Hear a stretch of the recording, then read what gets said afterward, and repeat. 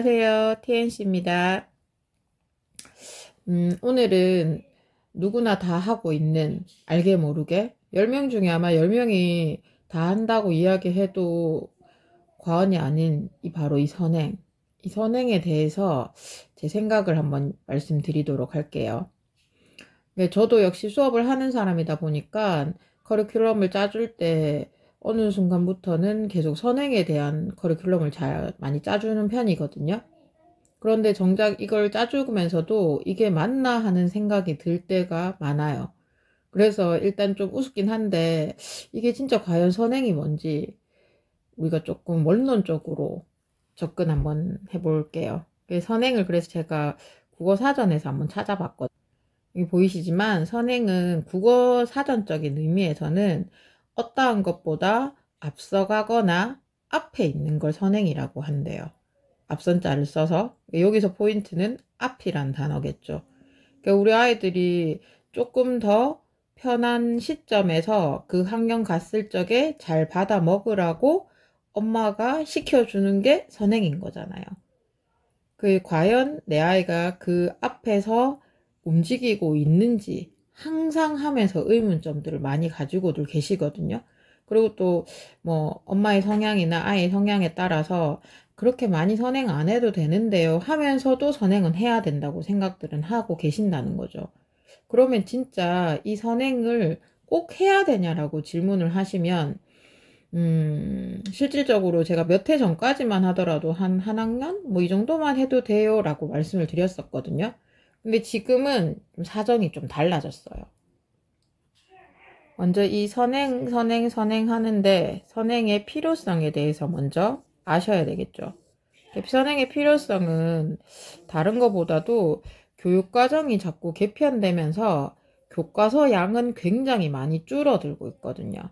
그런데 연습 문제에 나오는 문제를 풀기 위해서는 사전 배경 지식이라는 걸 좀 더 많이 알고 있어야 된다는 거예요.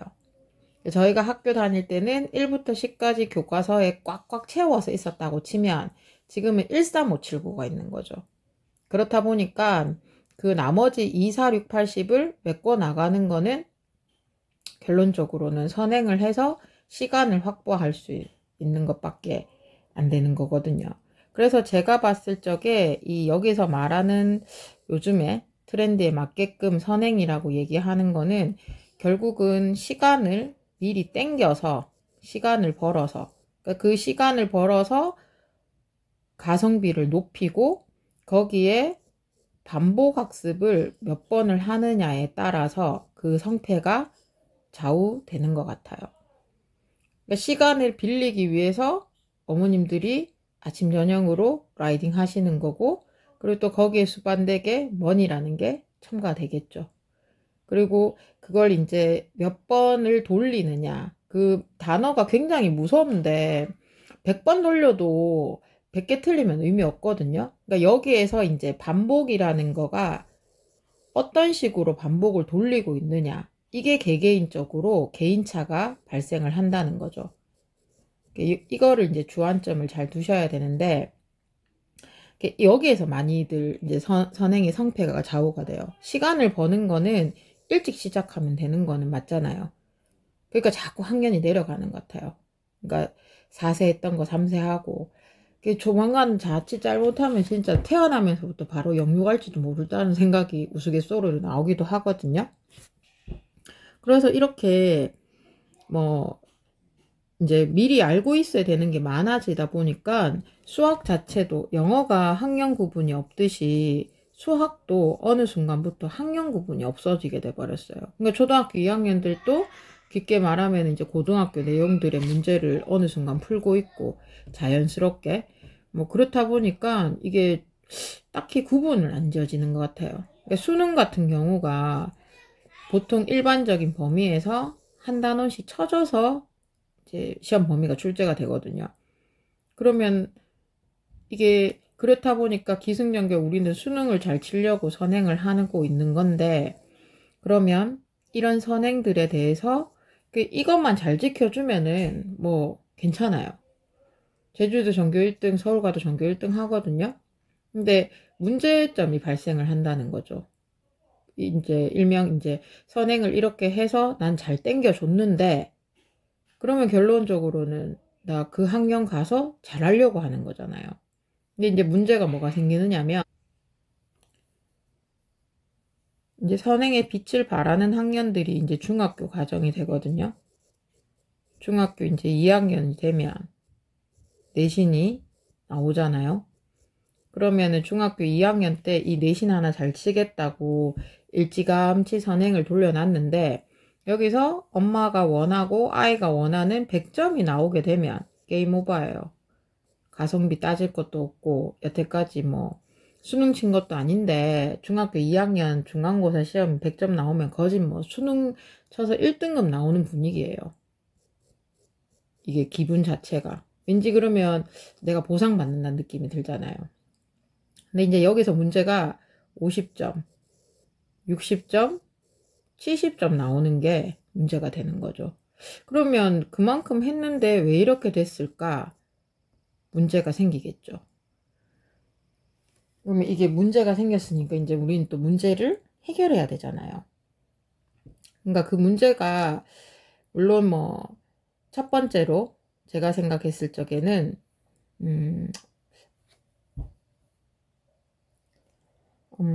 어머님들이 이제 보통은 이제 엄마의 정보력에 의해 가지고, 그러니까 내 아이의 위치나 성향은 뒷전으로 하고, 엄마의 엄밀히 따지면 욕심이죠.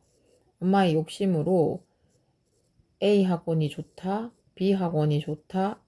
좋은 학원 가서 잘하면 괜찮은데 여기에 너무 목숨을 걸으셨을 수도 있어요.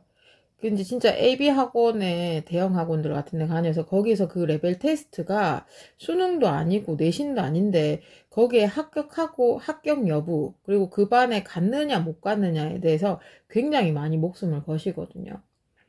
근데 뭐 이왕지서 가는 거 좋은 반에 가고 하면 좋죠. 근데 내 아이가 그냥 거기 들어가기만 하면 된다라고 생각하시는 거예요. 그러니까 이 학원에 붙이기 위해서 막 서브 과외 같은 걸 시키거든요.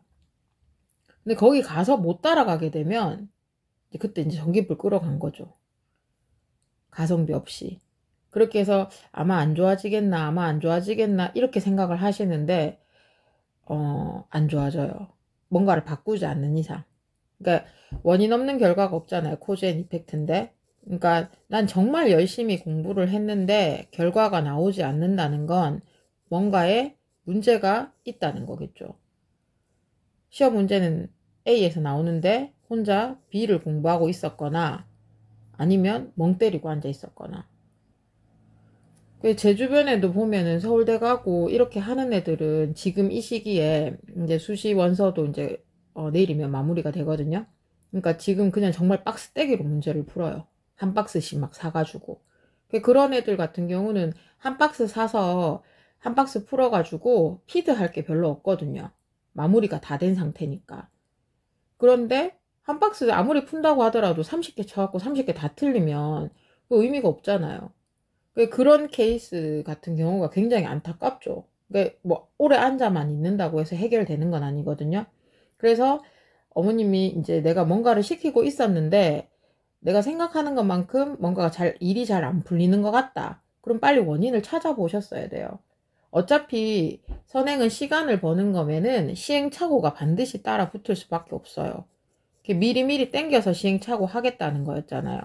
근데 그거는 간과하고 그냥 자꾸 묻어두는 거야. 나중 되면 잘하겠지, 나중 되면 잘하겠지. 없어요, 그런 거. 지금 잘해야 그때 가서도 잘해요. 특히나 초등학생들 단원 평가 치고 뭐 이런 거 칠 때도 그거 좀 못 쳐도 괜찮잖아 라고 이야기하지만 그거 못 치면 중학교 가서도 못 칠 확률이 훨씬 더 많이 높아요.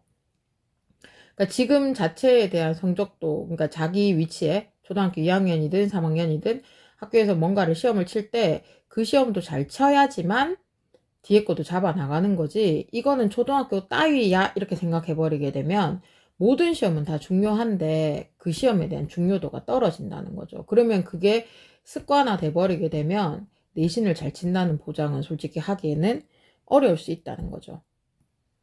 자, 그러면 여기에서 이제 제일 중요한 거는 해결 방안이라는 게 생겨야 되겠죠. 그러니까 중학교 2학년 가서 시험 쳤는데 못 쳤으니까 그렇다고 해서 포기 안 하시거든요. 당장 우유 배달하고 수업하러 오는 거 아니거든요. 애나 어른이나. 그렇기 때문에 문제가 생겼으면 빨리 문제를 해결하려고 노력하셔야 돼요. 그러니까 원인을 반드시 필히 찾아야 되겠죠. 그리고 중학생은 원인을 빨리 찾아서 잘못된 습관이 길러졌다고 하면 그 습관을 빨리 고쳐야 돼요. 그 고등학교 가서는 잘 못 고쳐지기 때문에 그러니까 킬러 문제가 생기는 거예요. 킬러 문제 잘 풀어라고 사고력 학원 보냈는데 결국은 그 킬러 문제도 못 풀고 그리고 또 쉬운 문제는 쉽다고 해서 또 틀려버리거든요. 그리고 이제 초등학교 저학년들 같은 경우는 지금 한 2학년, 뭐 3학년 이런 자녀를 둔 어머님들은 학교 단원 평가가 자꾸 점수가 안 나오는데 먼 거 하겠다고 막 초등학교 5, 6학년 거 하고 중학교 거 하고 이건 정말 잘못될 수 있거든요. 그때는 어머님들이 욕심을 조금 내려놓으시면 돼요. 그리고 초고속 엘리베이터로 이렇게 쭉 올라갈 수도 있겠지만 우리에게는 스텝 바이 스텝이라는 게 있잖아요. 어쨌든 여기에 최고치 높이는 수능이라는 최고 목표는 동일해요. 근데 누구는 조금 이렇게 갈 수도 있고 누구는 이렇게 갈 수도 있는 거잖아요. 그러니까 이렇게 가는 아이들 같은 경우는 제가 비유할 때 하잖아요. 엄마 배 째고 나오면서 구구단 할 수 있는 아이는 아무도 없어요. 근데 거기서 차이는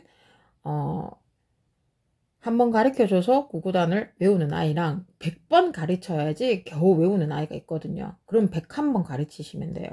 그렇게 쉽게 생각하시면 돼요. 너무 어려운 문제일수록 조금 쉽게 생각하고 그리고 혼자 이렇게 자꾸 좋은 것만 하려고 하시지 마시고 좋은 걸 하기 위해서 그 밑에 밑바탕을 내가 어느 정도 깔아줄 수 있느냐. 그래서 이제 그때 이제 보통 얘기하는 게 내 아이의 성향과 커리큘럼이 그래서 굉장히 중요하다는 거예요. 누가 뭐 A학원 다닌다 해서 따라다니고 이런 게 중요한 게 아니고 초등학교 때는 본인의 선택이 아니고 엄마의 선택으로 선행을 시작을 했고 엄마의 선택으로 A학원 가고 B학원 가는 경우가 태반이잖아요. 엄마 나 저 학원 갈래 이렇진 않거든요. 그렇기 때문에 엄마의 줏대가 당연히 필요하겠지만 뭐가 됐든 간에 어머님들이 내가 이걸 하겠다고 마음을 먹으셨으면 아이와 함께 움직여 주시는 게 필요로 해요. 아이랑 같이 일희일비 하시고 문제가 조금이라도 생긴다 싶으면은 같이 해결하려고 노력하시고 그러다 보면은 천천히 가도 시간이 아직 많이 남아 있잖아요. 중학생이 아니고 고등학생이 아니라면 그럼 아직 2, 3학년이고 하면은 충분히 따라갈 수 있거든요. 그래서 요 케이스면 괜찮겠지만 요 케이스인 아이들 같은 경우는 그때그때 문제점에 대해서 잘 해결을 하려고 노력하시고 그러니까 쉽게 말하면은 시간하고 돈이 기반이 되는 게 요즘 트렌드잖아요. 그 밸런스를 잘 맞춰주시면 될 것 같아요. 그래서 어머님들 다들 목표치는 1등급 맞잖아요. 다들 그렇다 해서 다들 1등급 향해서 공부하지만 다 1등급을 받을 수는 없거든요. 왜냐면 1등급은 상위 4%거든요. 근데 지금 이 4% 된다 안 된다 단정 지으시지 마시고 내가 천천히 한번 해보겠다 이런 마음들 가지시면서 적절하게 수위 조절해가면서 1등급 가는 길 같이 한번 가보실까요? 오늘 또 어머님들 고생 많이 하셨고 내일 또 고생하시고 파이팅 하도록 하세요. DNC였습니다.